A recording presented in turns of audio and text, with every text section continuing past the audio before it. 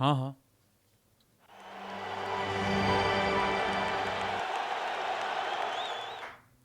Hello everyone, welcome to first empire. And आ गए हैं हम एक और तड़कती भड़कती वीडियो के साथ, क्योंकि बहुत ही तड़कता भड़कता स्पेल निकाल रहे हैं हमारे मियाँ डीएसपी साहब, मियाँ मैजिक। मियां इस बार मैजिक। असली मियाँ मैजिक दिख रहा है। बिल्कुल सही। और आज देखा था, पहले वीडियो आ रही थी जिसमें नेट में बैटिंग कर रहे थे और ईशान किशन और गिल वहाँ पे खड़ के दोनों ऐसे पूरे मस्त हंस हंस रहे थे एंड ऑल, पूरा बढ़िया वाला। हम्म। तो चीज़ें डिफरेंट हो गई हैं सीज़न उनके लिए बहुत ज़्यादा। तो कुछ क्यू फैक्टर्स हैं विच दे हैव गॉन वेल। पूरा एक तो इनका आईपीएल एनालिसिस करते हैं। पहला मैच पीबीकेएस के अगेंस्ट, वहाँ पे डेफिनेटली उतने इफेक्टिव नहीं दिखे एकदम से, क्योंकि थोड़ा मुझे लगता है जो पिछले सीजन्स में करते आए हैं। अब इनका 2023 का आईपीएल उठा के देखें, उसमें he was very effective for RCB and that's why मतलब चीज़ें निकल के भी आ रही थी उस चक्कर में। वहाँ बढ़िया क्या कर रहे थे कि he was attacking the stumps, तो that's why he was getting power play wickets also. Because Siraj की एक सिंपल सी ऑब्जर्वेशन जो मैंने देखी है कि वो उनका नेचुरल जो बॉल है वो आउटस्विंग है, बट आउटस्विंग जब उनके हाथ से रिलीज होता है तभी से टेल आउट करना शुरू हो जाता है। तो एज अ बैटर आप उनके रिलीज से ही जज कर सकते हैं कि बॉल किस डायरेक्शन में जा रहा है। तो दैट्स वाई आप उनको फिर लाइनअप करना रिलेटिवली ईजी हो जाता है अनटिल अनलेस उनको लेट स्विंग मिले। वो जनरली होती नहीं है उनके साथ। जो चीज़ उनके लिए ज़्यादा इफेक्टिव होती है वो होती है जब वो स्क्रैम्बल सीम से या वॉबल सीम से बॉल को अंदर लेके आने की कोशिश करते हैं विद द एंगल, क्योंकि वहाँ जनरली स्क्रैम्बल सीम पढ़ के दोनों तरफ मूव कर सकती है, but that's Siraj mastery because of his fingers. वो बॉल को जनरली स्क्रैम्बल सीम पे अंदर लेके आते हैं, जो हमने इवन रोहित शर्मा के साथ भी देखा कि जैसे रोहित शर्मा वाज आल्सो, पहले वो थोड़ा सा अपना ट्रेडिशनल आउटस्विंग कर रहे थे, बॉल नहीं कंट्रोल हो रही थी, चौके पड़े। The time he bowl that scramble seam, Rohit Sharma was found wanting, because वो उस टाइम समझ नहीं पाए कि ये बॉल अंदर निकलेगी बाहर, और वो निप करके अंदर है और अच्छी पेस पे, तो रोहित गॉट आउट। तो सिराज की खासियत क्या है? फर्स्ट ऑफ ऑल जब वो डायगोनल रनअप से लेके आते हैं तो क्लियरली उनकी वो रिदम दिखती है। Siraj at 135 and Siraj at 144 145 becomes a different beast, because वहाँ उनको रिलेटिवली थोड़ा late seam movement, swing movement मिलता है, जिससे बैटर के पास ज़्यादा क्यूज नहीं बचते। इस सीजन भी पहले मैच में he didn't attack the stumps, थोड़े डिफेंसिव थे तो इतने इफेक्टिव नहीं दिखे। सेकेंड मैच में रोहित शर्मा से वो 2 चौके खाने के बाद उन्होंने अपनी लाइन को चेंज किया, he started attacking the stumps and Rohit Sharma was also done by that. उसके बाद रिकल्टन को भी उन्होंने फंसाया, मतलब स्टंप्स को ही अटैक करके। एंड देन जब हम अगले मैच में गए आरसीबी के अगेंस्ट, तो वहाँ पे भी even Will Jacks was troubled by that कि उनकी ball generally with in the stumps रह रही है, तो विल जैक्स ने आगे बढ़ के उनको होइक मारने की कोशिश की, एज लगा, बटलर ने बिल्कुल सिंपल सा कैच हाथ में छोड़ा एंड जनरली वो चीज़ जबकि होती नहीं है। उसके बाद उनकी बिकॉज वो बिल्कुल विड्थ दे नहीं रहे थे, और पर्टिकल का भी रोल था कि उनको पावर प्ले में 200 की स्ट्राइक रेट से खेलना है, उन्होंने स्टम्प्स एक्सपोज करके हाई रिस्क शॉट खेला और उनका off stump was carting away, like cartwheel बन गया उसका पूरा। फिर थोड़ा सा विल जैक्स के अगेंस्ट अपनी लेंथ चेंज की, एक बड़ा शॉट पड़ा, बट उसके बाद फिर से उन्होंने स्क्रैम्बल सीम और relatively fuller ball attacking the stumps at good 145 पे किया, और उस पर आई थिंक जो सॉल्ट है उनके पास कोई और ऑप्शन ही नहीं बची, और salt was completely beaten by pace.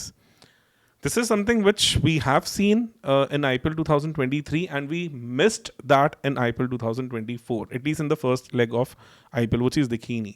और जैसे जैसे और ओवर्स उनके सिस्टम में जाते गए तो बीजीटी में यही दिख रहा था कि he was just trying too much, बहुत ज़्यादा वेरिएशन, बहुत कुछ कोशिश कर रहे हैं, प्लस वो जो नेचुरल स्पीड उनके निकल के आती है 140 प्लस वाली, वो भी नहीं आ रही, जिससे रिलेटिवली वो विकेट से वो जिप नहीं निकाल पाते, जो जनरली हम सिराज के लिए एसोसिएट करते हैं उनके साथ, जो हमने उनको 2021 इंग्लैंड सीरीज में भी देखा था। इवन उससे पहले वांगखेड़े में न्यूजीलैंड के अगेंस्ट टेस्ट मैच था, उसमें भी देखा था, जहाँ पे उन्होंने ओपनिंग स्पेल में ही 3 विकेट्स टॉप ऑर्डर के निकाल दी थी। वो चीज़ थोड़ी सी मिसिंग लगी थी। ये जो 23 से 24 था, इस सीजन उन्होंने सिर्फ इतना नहीं और भी चीज़ों पे काम किया। जैसे कि अगर हम एक चीज़ देखें, जो चैंपियंस ट्रॉफी से the reason he was snubbed, तो वहाँ पे जो डेटा भी बोल रहा था और जो ओवरऑल इनके कैप्टन रोहित शर्मा ने भी पॉइंट आउट किया कि Siraj with new ball is definitely a very strong case, पर middle overs में और स्पेशली डेथ में सिराज उतने इफेक्टिव नहीं रहते. और अगर आप कभी भी इवन वर्ल्ड कप के दौरान भी 2023 के वर्ल्ड कप के दौरान भी सिराज को देखेंगे तो सिराज डेथ में वाइड यॉर्कर्स और स्लोअर बॉल्स इन सब के ऊपर ज़्यादा चले जाते हैं. तो इस IPL एक डिफरेंस आया है, वो आया है कि स्लाइवा रूल दोबारा से पिक्चर में आया है. और स्लाइवा रूल दोबारा से पिक्चर में आने के बाद what we have seen that reverse swing has become deadly. उस रिवर्स स्विंग के कारण सिराज के पास एक basically 2 different skills into picture आ जाते हैं. सबसे पहले हम उनकी बॉलिंग की बात करते हैं आरसीबी के अगेंस्ट अभी भी वो जो उंगलियां फेरने वाली हम कटर्स एंड ऑल कहते हैं वो कर रहे हैं. जो लिविंगस्टन थे उनकी रेंज से बॉल बाहर निकाली, वाइड ऑफ स्टंप लिविंगस्टन मारने गए और फिर पीछे के कीपर के पास कैच हो गए. बट उसके साथ साथ उस ओवर में भी उनको रन नहीं पड़े थे क्योंकि 4 ओवर 19 रन 3 विकेट थी आरसीबी के अगेंस्ट. क्योंकि इनकी जो रिवर्स स्विंगिंग टेलिंग यॉर्कर्स भी आ पा रही हैं वो बहुत इफेक्टिव हो गई हैं. और जब बॉल सीधी आती है बैट्समैन एक लाइन में उनको लाइन अप कर सकता है, बट जैसी बॉल हल्की फुल्की टेल इन करती है वो इतनी आसान नहीं हो जाती. आज भी हमने देखा कि एक फंसी हुई विकेट पे उन्होंने स्टंप टू स्टंप बॉल की ज़्यादा रूम नहीं दिया. हेड ने उसके चलते क्रॉस बैटेड शॉट खेलने की कोशिश की और वो शॉट मिड विकेट पे कैच आउट हो गए. इवन अभिषेक भी थोड़े फंसे लगे उनके आगे, उनको ड्राइविंग लेंथ उन्होंने नहीं दी, विकेट्स पे बॉल रखी तो अभिषेक ने ओवर द टॉप मारने की कोशिश की और वो मिड ऑन पे फंस गए. बट सबसे मज़ेदार चीज़ थी उनका ओवर डेथ में the kind of tail in that he was getting was extraordinary, and that too at 144-145 kph.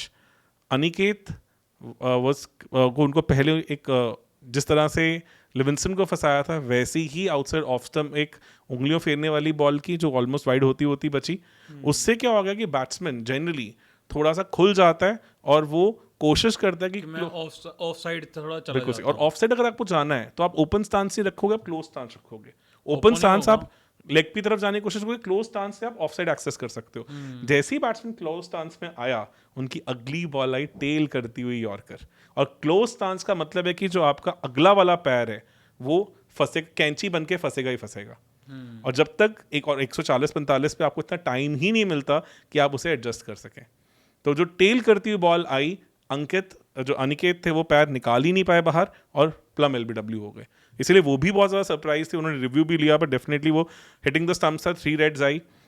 Similar चीज़ अब ऑब्वियसली जब उसके बाद सिमरजीत आए, टेल एंडर के लिए ऐसी बॉल नेक्स्ट टू डेडली हो जाती है. बिकॉज आप सोचिए आप आउटसाइड ऑफ स्टंप से शुरू करते हैं और टेल इन होती वो मिडल और लेग को निकाल के जा रही है.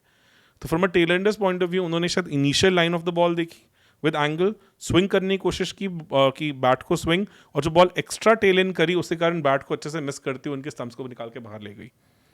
तो ये ऑब्वियसली स्लाइवा रूल का एडवांटेज उठाया. पेस ऊपर है, डायगोनल रन जब आ रहा है उसके कारण रिदम अच्छी लग रही है. और सबसे अच्छी बात, पावर प्ले में आते ही वो स्टंप्स को अटैक करने की कोशिश कर रहे हैं. तो ये इफेक्टिविटी के कारण कॉन्फिडेंस बढ़ा है. बिकॉज आप इस बात में देखें कि पिछले 3 मैचेस में उनको पावर प्ले में 6 बड़ी विकेट्स मिली हैं, जिसमें रोहित शर्मा, रैकल्टन, फिल सॉल्ट, पडिक्कल और आज हेड और अभिषेक, जो इस IPL के सबसे डिस्ट्रक्टिव बैटर्स में से हैं, वो 6 बैटर्स को उन्होंने पावर प्ले में स्टंप टू स्टंप लाइन रख के फंसाया है.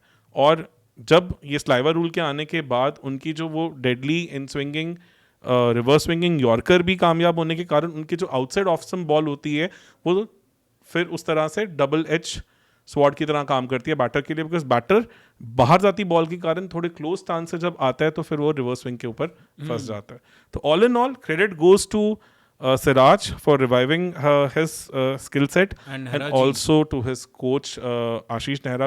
बहुत आ रहा है न्यूज़ में कि उन्होंने काफ़ी काम किया, टूर्नामेंट से पहले उनका स्पेशल काम किया है और दिख रहा है कि वो जो काम हुआ है उसकी इफेक्टिविटी ईजिली विजिबल है. आपने मुझसे पूछा था कि can he be the purple cap winner. अब तो कहानी उस डायरेक्शन में जा ही रही है. पिछले 3 मैचेस में 9 विकेट्स, 6 उसमें से पावर प्ले में. तो basically right now he is the most important bowler for GT. और obviously इनकी जो पुरानी टीम्स हैं, चाहे बेशक वो SRH है, चाहे बेशक वो आरसीबी हैं वो दोनों थोड़ा सा शायद रो रही होंगी। ड्यू कर रही होंगी कि शायद इस प्लेयर के लिए पर मुझे शायद लगता आ है कि शायद कोई और टीम में अगर सिराज होते भी उतने इफेक्टिव ना हो पाते जितने जीटी में आके हुए, क्योंकि कोच ने भी जो काम करा है आप पे, आपको स्पेशल टाइम दिया, आपकी बारीकियों को समझा एंड उन पे फिर काम करा, वो भी उतना इंपॉर्टेंट हो जाता है। और एक और एडवांटेज है कि इनको अपने होम ग्राउंड पे जो थोड़ी स्लगिश ब्लैक सॉइल विकेट मिलेगी वो भी इनको थोड़ा हेल्प करेगी, क्योंकि उस पर बॉल ग्रिप करती है, बॉल फिर मूव करती है ऑफ द डेक, तो और प्लस एब्रेसिव विकेट के चलते जब बॉल पुरानी हो जाती है तो वो रिवर्स स्विंग भी करती है। तो let's see he really gets a bumper season this time around, और उससे फिर हम सिराज को इंडियन सेटअप में बाजे गाजों के साथ वापसी करते हुए देखें। चलो सर, लेट्स होप।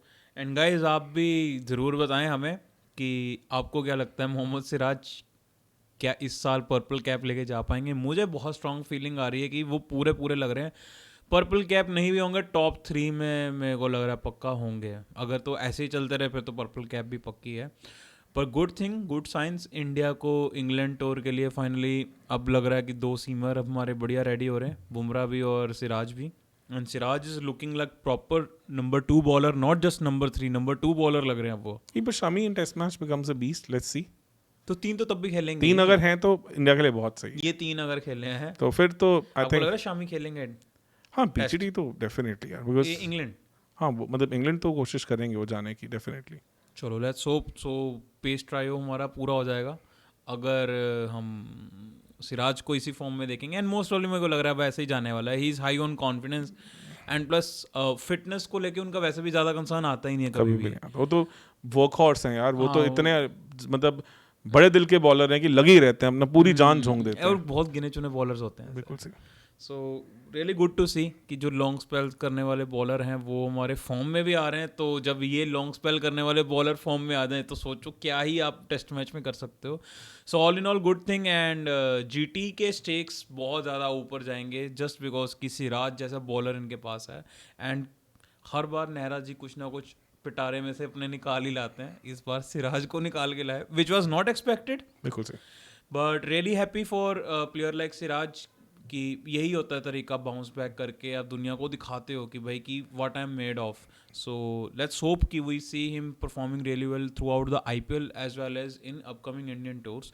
आप भी कमेंट सेक्शन में बताएं आपको क्या लगता है, आपका क्या ओपिनियन है। एंड अगर आपने अभी तक चैनल को सब्सक्राइब नहीं करा तो जाते जाते सब्सक्राइब ज़रूर कर जाएं।